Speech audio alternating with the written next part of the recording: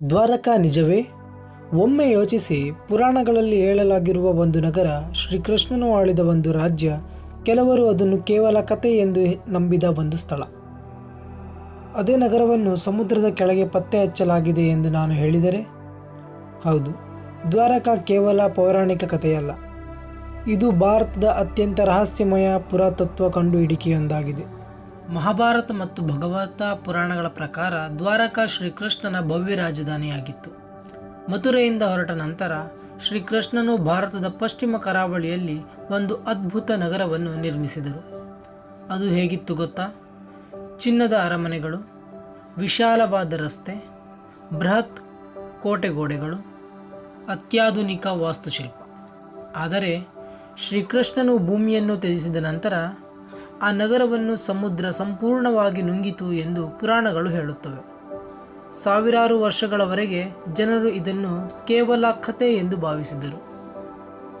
1980 ಮತ್ತು 1990ರ ದಶಕಗಳಲ್ಲಿ ಗುಜರಾತ್ನ ಇಂದಿನ ದ್ವಾರಕ ಸಮೀಪ ಸಮುದ್ರದ ಅಡಿಯಲ್ಲಿ ಸಂಶೋಧನೆ ನಡೆಯಿತು. ಈ ಸಂಶೋಧನೆಗೆ ನೇತೃತ್ವ ವಹಿಸಿದವರು ಪ್ರಸಿದ್ಧ ಪುರಾತತ್ವ ತಜ್ಞರಾದ SR ರಾವ್. ಅವರು ಕಂಡುಹಿಡಿದಿದ್ದೇನು ಗೊತ್ತಾ? ಸಮುದ್ರದ ಅಡಿಯಲ್ಲಿ ಕಲ್ಲಿನ ಕಟ್ಟಡಗಳು, ಗೋಡೆಗಳ ಅವಶೇಷಗಳು, ಮಣ್ಣಿನ ಪಾತ್ರೆಗಳು, ಹಡಗುಗಳಿಗೆ ಬಳಸಿದ ಲಂಗರುಗಳು, ಹಳೆಯ ಬಂದರು ನಗರದ ಗುರುತುಗಳು.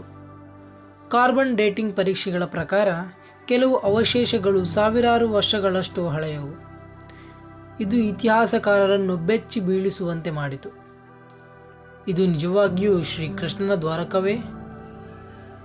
ಈಗ ದೊಡ್ಡ ಪ್ರಶ್ನೆ, ಸಮುದ್ರದ ಅಡಿಯಲ್ಲಿ ಕಂಡುಬಂದ ಅವಶೇಷಗಳು ನಿಜವಾಗಿಯೂ ಶ್ರೀಕೃಷ್ಣನ ದ್ವಾರಕವೇ ಎಂಬುದು 100% ಸಾಬೀತಾಗಿದೆಯೇ? ವಿಜ್ಞಾನಿಗಳು ಹೇಳುತ್ತಾರೆ, ಅವಶೇಷಗಳು ಪ್ರಾಚೀನವಾದವು. ಅದು ಖಂಡಿತವಾಗಿಯೂ ಒಂದು ಹಳೆಯ ಬಂದರು ನಗರವಾಗಿತ್ತು. ಸಮುದ್ರ ಮಟ್ಟ ಏರಿಕೆಯಿಂದ ನಗರ ಮುಳುಗಿರಬಹುದು, ಆದರೆ ಅದನ್ನು ನೇರವಾಗಿ ಶ್ರೀಕೃಷ್ಣನೊಂದಿಗೆ ಸಂಪರ್ಕಿಸುವುದು ಇನ್ನೂ ಚರ್ಚೆಯ ವಿಷಯವಾಗಿದೆ. ನಂಬಿಕೆ ಹೇಳುತ್ತದೆ, ಪುರಾಣಗಳು ಹೇಳಿದವು, ಪುರಾತತ್ವ ಅದನ್ನು ಪತ್ತೆ ಹಚ್ಚಿತು, ಸಮುದ್ರ ಅದನ್ನು ನುಂಗಿತು.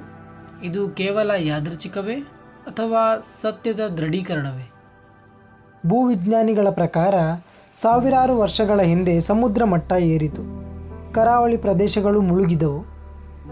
ಭೂಕಂಪಗಳ ಪರಿಣಾಮವೂ ಇರಬಹುದು.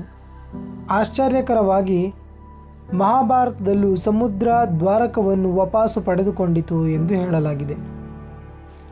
ಹಾಗಾದರೆ ದ್ವಾರಕಾ ಕೇವಲ ಪೌರಾಣಿಕ ಕಥೆಯೇ ಅಥವಾ ಸಮುದ್ರದ ಅಡಿಯಲ್ಲಿ ಮಲಗಿರುವ ನಿಜವಾದ ಇತಿಹಾಸವೇ?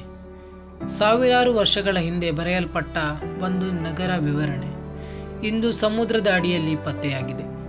ಬಹುಶಃ ನಮ್ಮ ಪ್ರಾಚೀನ ಭಾರತ ನಮ್ಮ ಊಹೆಗಿಂತ ಹೆಚ್ಚಿನ ಜ್ಞಾನವನ್ನು ಹೊಂದಿತ್ತು. ದ್ವಾರಕ ಕೇವಲ ಒಂದು ಕಥೆಯಲ್ಲ, ಇದು ನಂಬಿಕೆ, ವಿಜ್ಞಾನ ಮತ್ತು ಇತಿಹಾಸವನ್ನು ಸಂಪರ್ಕಿಸುವ ರಹಸ್ಯ.